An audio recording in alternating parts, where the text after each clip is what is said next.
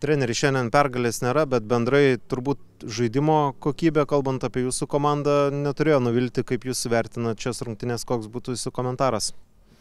Tai be abejo, kad nusivylimo nėra, ne dėl to, kad ta kokybė labai aukšta buvo, bet vien dėl to, kad tiem vaikinam šiandien reikėtų tikrai nuoširdžiai padėkoti, nes po to, ką jie darė, po tų dviejų dienų tik tai poilsio, net poilsio treniruočių, po Šiaulių rungtynių, kurios, nežiūrint to rezultatą ar žaidimo, kaip mums klausėsi, vis tiek buvo gana sunkios.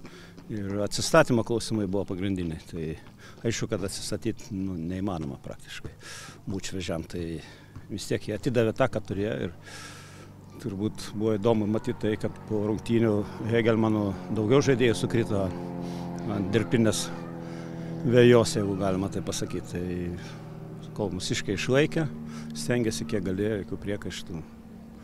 Tikrai. Įvarčių būna visokiausių, bet jūsų įvartis buvo toks komandiškai įžaistas kamuolys, labai gražus epizodas. Kiek jums patiko visa ta ataka? Manau, kad tikrai taip, toks iš vadovėlio. Kaip anksčiau sakydavo, daug dirbam ties tais dalykais treniruotėse ir labai gerai, kad tai pavyko įgyvendinti aikštę. Tas labiausiai džiugina turbūt. Na dabar tokie esat trečioje vietoje, nei į viršų, nei į apačią, priartėti prie varžovų nepavyko, iš apačios ten irgi niekas nelabai grasina. Koks sezono tas ketvirtasis ratas, manot, jums bus, apie ką, kokius tikslus keliat? Manau, tikslas tas pats laimėti artimiausias rungtynės.